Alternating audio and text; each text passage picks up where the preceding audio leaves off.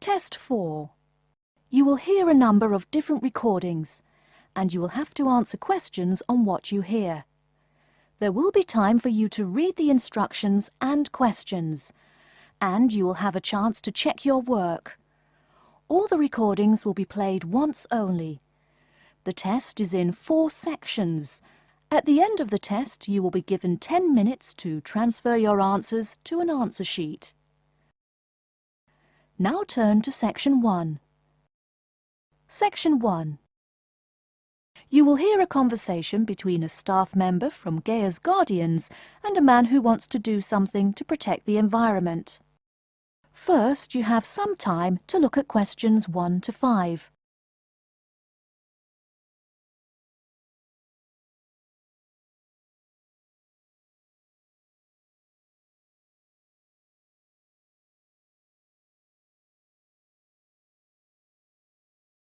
Now we shall begin. You should answer the questions as you listen, because you will not hear the recording a second time. Listen carefully and answer questions 1 to 5. Hello, how may I help you? Well, I've been seeing these yellow boxes in front of a lot of houses in my neighborhood. Just wondered what they were for. I noticed your phone number on all of them, so I called. Could you tell me about your business? We do recycling, but we're not a business. Gaia's Guardians is a non-profit group. We encourage recycling as a way of protecting the environment. I don't know.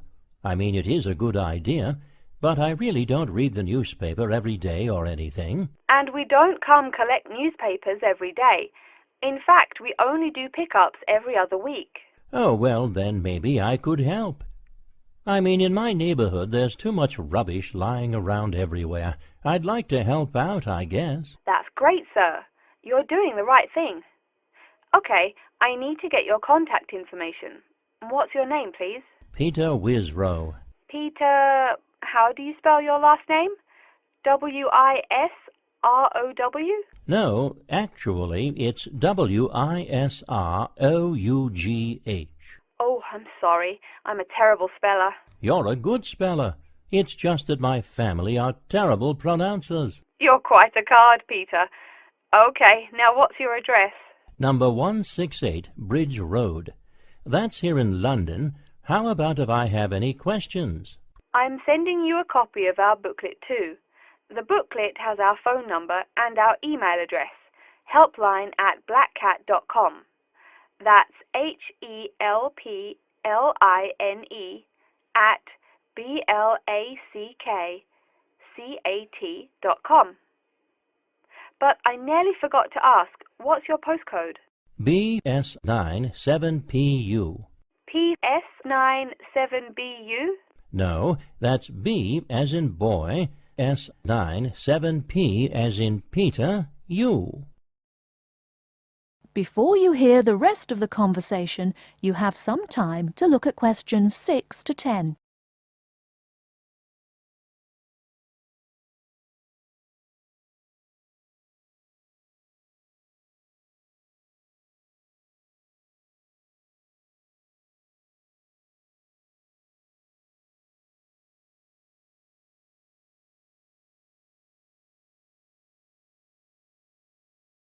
Now listen and answer questions 6 to 10. So I'm guessing those yellow boxes I saw are for recycled newspapers. Yes, that is correct, and it's free of charge. Wow, that's good news. Do you recycle anything besides newspaper? Oh yes, we recycle most everything. Glass, plastic, paper. Oh, so I can put like glass and plastic bottles in the box. Sorry again.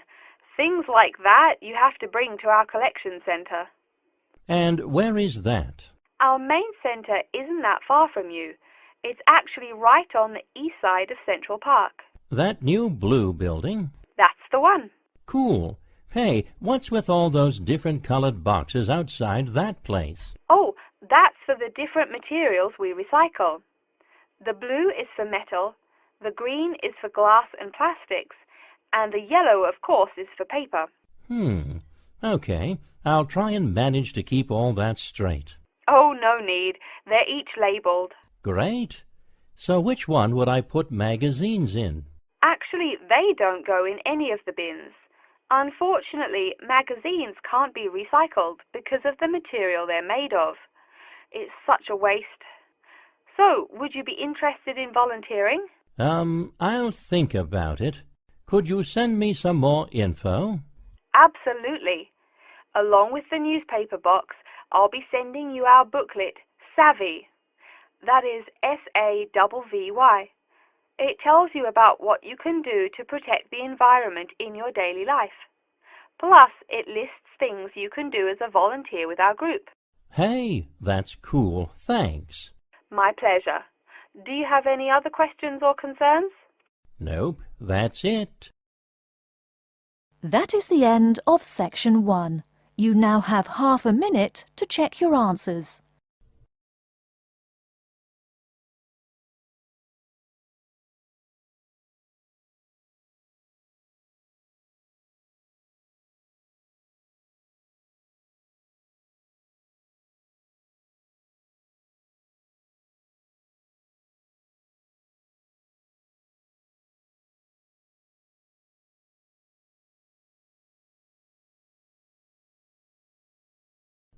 Now turn to Section 2.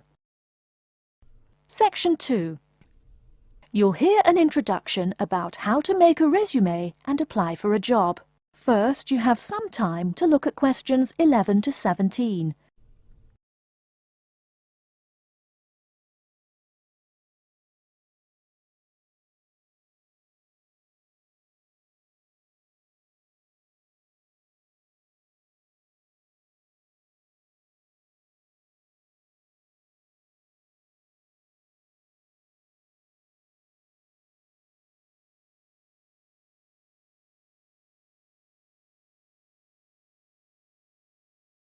Now, listen carefully and answer questions 11 to 17. Welcome everyone to today's seminar on CV and interview skills. Remember, your CV is probably the most important document you will ever write. It opens the door to your career, and that job interview is probably the most important meeting you will ever attend. It's like stepping through that open door. So let's roll up our sleeves and get down to work, shall we? First of all, I cannot possibly tell you everything you need to know about writing a resume in the time we have. But let me tell you that there are dozens of great websites on the internet. These will give you all the suggestions you need. If you look at the paper I gave you, you will see a list of the dozen most popular sites. I can mention a couple of important points, however. One is that your CV or resume should not be too long. A page is about right. Why? HR departments do not have the time to read long documents. Too many people are sending too many CVs. After all, the economic crisis of 2008 is still very much alive. Everyone needs a job now. No matter how short you make that resume, though, you do not want to forget to tell HR how to contact your references. References are people who will give you a recommendation for a job. That's usually an ex-boss or a professor who knows you well. Do not use relatives. I don't care how much your mum loves you. Also, when you send that CV, be sure to include a typed cover letter. A cover letter is a letter where you basically are asking for a job. It's like introducing yourself. Make it brief.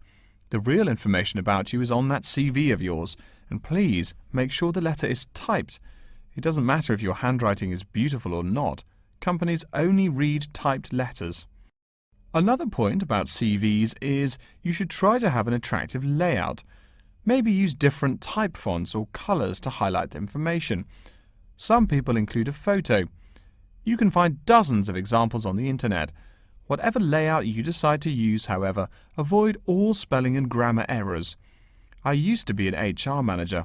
If I saw a mistake, that CV went into the garbage. Something you write in a CV is a description of your skills and experiences in an interesting way. Mention training too.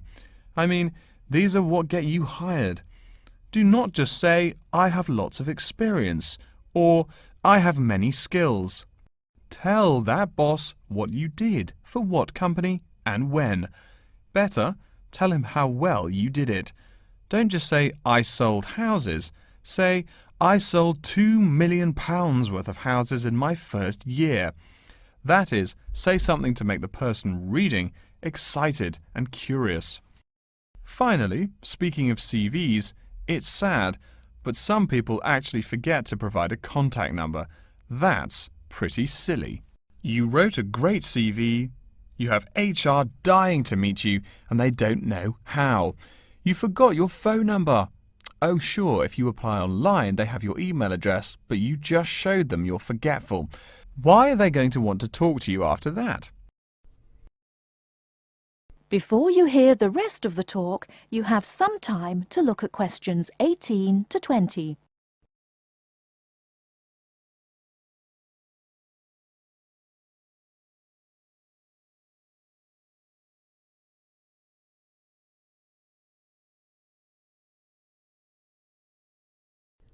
Now listen and answer questions 18 to 20.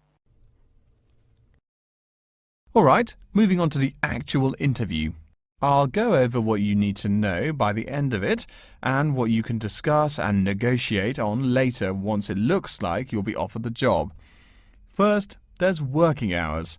It's not that necessary to hammer out the hours off the bat, especially since it's easy to come off as lazy when the first thing you bring up is how much you're going to have to work. You can also find out more about possible promotions later on. It is important, however, to get a feel for how much you'll be paid. You should make sure the salary range is commensurate with what you're worth, and if you're not, you can move on to better opportunities. Being sure you're going to make what you want to live on is much more important than issues like your pension. You're all so young that your pension is not going to matter for quite a long time. You should find out about what skills you must know for the job and what they'll teach you. In addition, if the company will provide training, you should find out how long the training period is and whether it is paid. Beware of any jobs that want you to train for a long time without appropriate compensation. Speaking of compensation, find out about holidays as well. Do you get paid vacation time? Are you allowed to take personal days? Do you have to work on national holidays? Once you work out these main issues, you can move on later to details like the location and expected attire and whatnot. Wow, that's a lot of information. Let's take a break so you can think everything over and ask any questions you may have. Don't hesitate to come and see me if you need any clarification on all this stuff. That is the end of section 2. You now have half a minute to check your answers.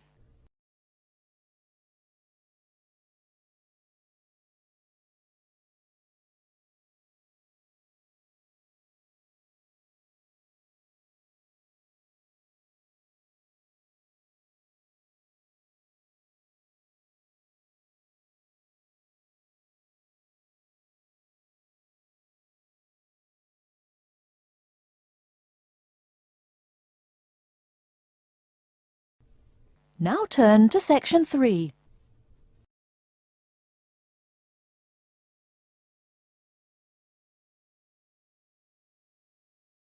Section 3. You will hear a man called Frank talking to Dr. Lindsay about what he should study if and when he returns for further classes. First, you have some time to look at questions 21 to 25.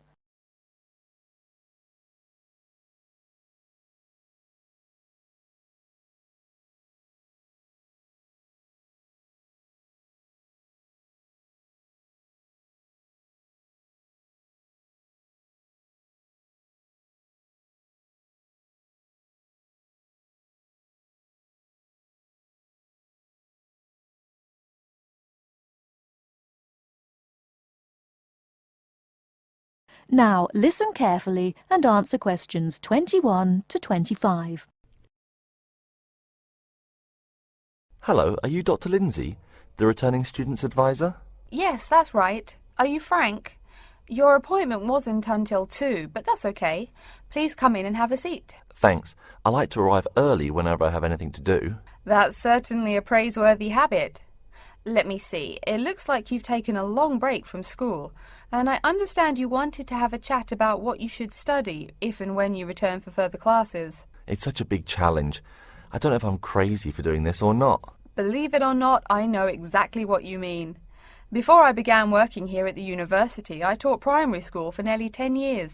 It takes a lot of courage to go back to school. I feel more shy and scared than the primary students I teach. In the schools I taught, I found today's youngsters are very sure of themselves. In terms of intelligence, I have a lot to teach them, and the maturity level of much of my class leaves something to be desired. But in terms of confidence, wow, a lot more confident than I am now, that's for sure. Stop fretting. A brave man is a coward who refuses to run. Let's talk about your strong points. You seem an intelligent man. What is it you would like to study? You see, I've been teaching children for a few years, but I think I'm happier teaching adults. I think teaching students in middle school is much more satisfying because they end up being much more grateful for your work. If I may ask, what got you interested in teaching adults? A lot of things, I guess. I met my future wife back in my first year of college. She always complains that I was more interesting then. She says that now I talk like I'm 7 years old. That's probably from being with children all day. Again, I know just what you mean. My husband used to say the same thing about me when I taught kindergarten. Anything else? Well, yes. Fairly often now I run into former students and we talk. Some of them are getting close to being grown up. I guess I think more and more about how people develop over time. So I'm interested in the results of education, you know, the final stages. I see. Well, coming back to the university can be both difficult and very rewarding. There are some problems unique to returning students, you know, older students like yourself. What do you think is your greatest weakness? Well, I actually think my confidence is getting better. I'm definitely overcoming my introversion and starting to be much more comfortable in front of a class. To tell you the truth, I'm afraid I'm rather behind the times about many things. It's more difficult for me to chase after the popular things youngsters are fond of, such as iPhone, Twitter, if you name it. I think I understand. Before you hear the rest of the talk, you have some time to look at questions 26 to 30.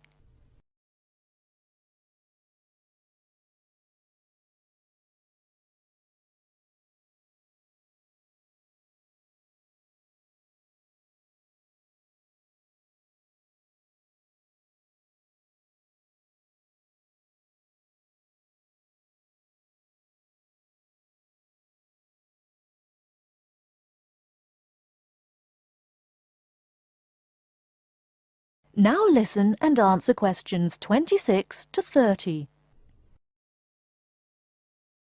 How old are you? 35? People at your age still go back to school for further education. I was a bit the same way. I mean, I didn't study at university till after I had a family, a husband and one child. My point of view was a lot different from your average 18-year-old girls, I can tell you. Gee, that sounds pretty rough. A family and college? Clearly you weren't unsuccessful, though. It was, Frank, it truly was. My first term at school was extremely stressful. But, excuse me, you're not here to listen to my life story. We're talking about your plans. Is there anything unique I should know about you or your past experience or plans? I'm afraid not. There is nothing interesting about my career or plans. It's really not too impressive. Now, I forbid you to talk like that. This is your one life, and if you're not interested, why bother living it? Don't be so humble, Frank. Okay. My wife says I'm a wimp. Let's talk about your dreams a bit. You want to teach adults, you said. What would you like to teach them? Well, when I first came to college, I really liked languages and literature. A lot of people have told me that for practical reasons, it would be more rewarding to choose business management as my major. But I made up my mind to study liberal arts once I got the idea of going back to school. I must say it's refreshing to meet someone who knows there's more to an education than computers and finance. Let's have a look at the university course catalogue. Excuse me, Dr. Lindsay, before we do that, could I maybe ask you some questions about changes in university life? I think I need to discuss that so I know what to expect. Of course, I'm here to help you. The biggest thing to get used to is the change in technology. Professors present things on huge screens, many of which are interactive computerized whiteboards. You can write on them still and use them like a touchscreen.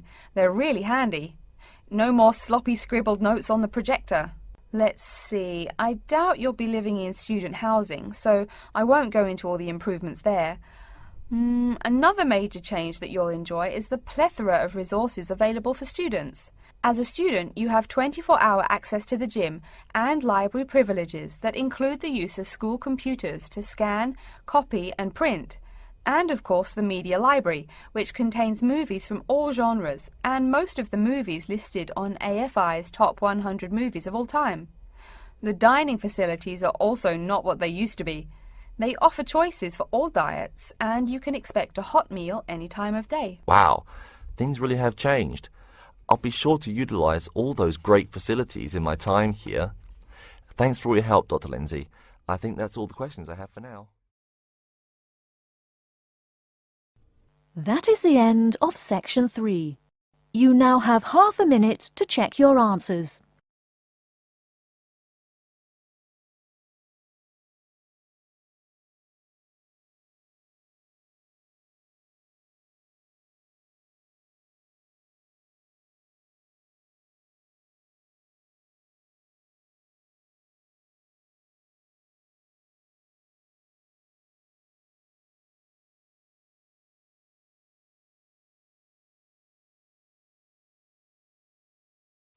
Now turn to section 4. Section 4.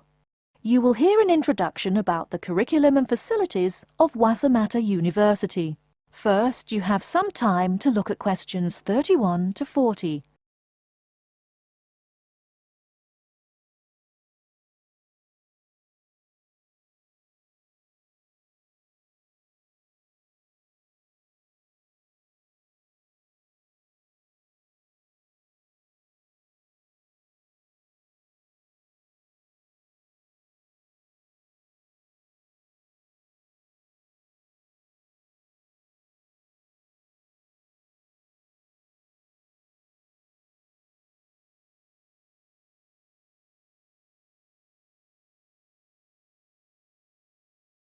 Now listen carefully and answer questions 31 to 40.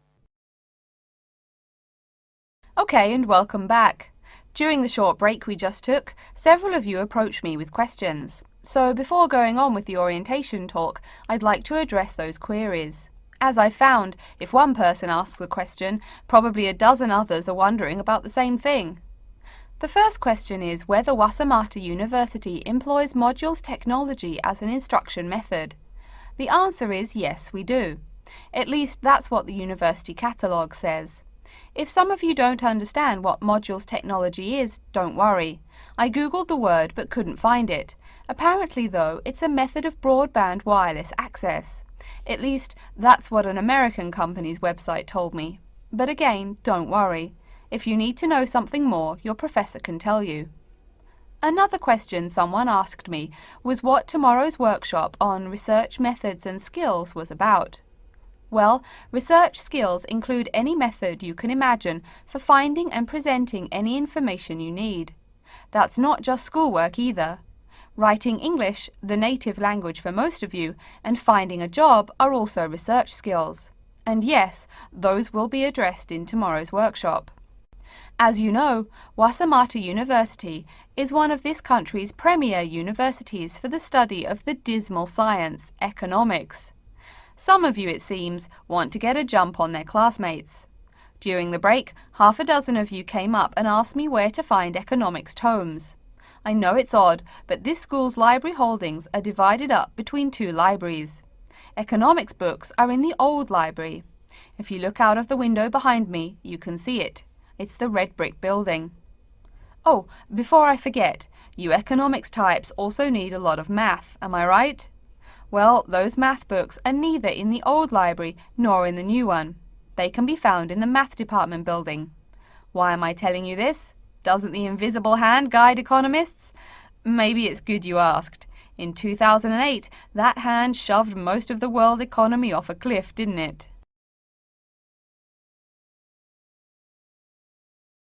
Now, I realize that most of you couldn't bring a computer printer or a photocopier from home. So I'm sure you're already wondering where you can copy things like term papers, internet articles, and things like that. I have some good news and some bad news.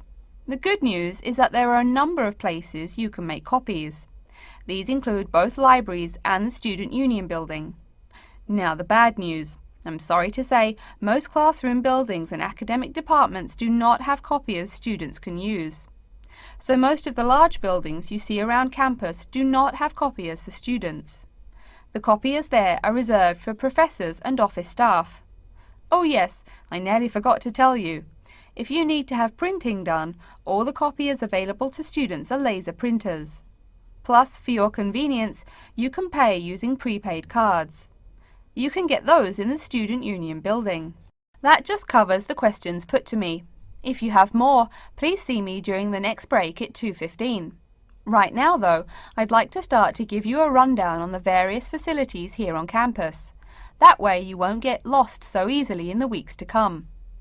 I've been told that this year's incoming class features a large number of married students and parents. So you must be wondering where to put the baby while you're in class.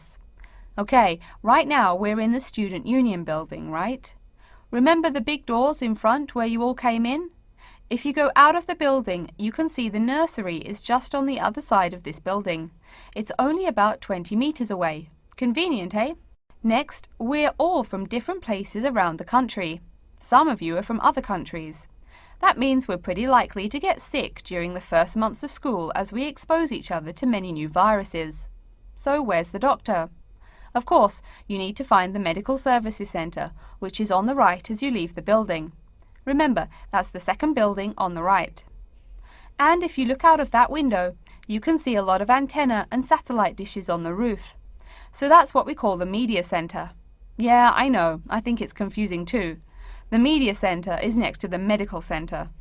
The chairwoman of the journalism school on the first floor doesn't like it when people who wander in there mistake her for a nurse. Chances are you'll have at least one math class while you're here.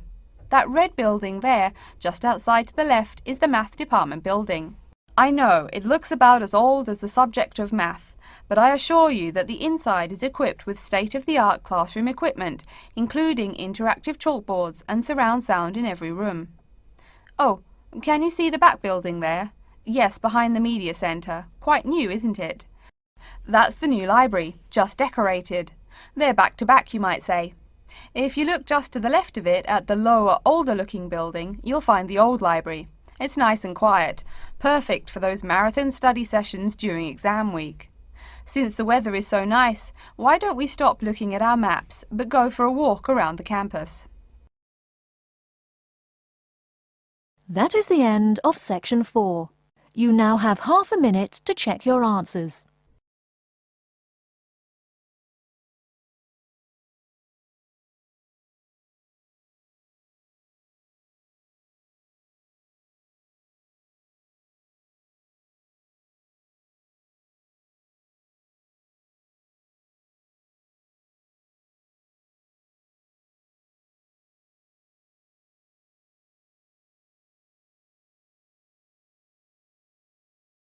That is the end of the listening test. In the IELTS test, you will now have 10 minutes to transfer your answers to an answer sheet.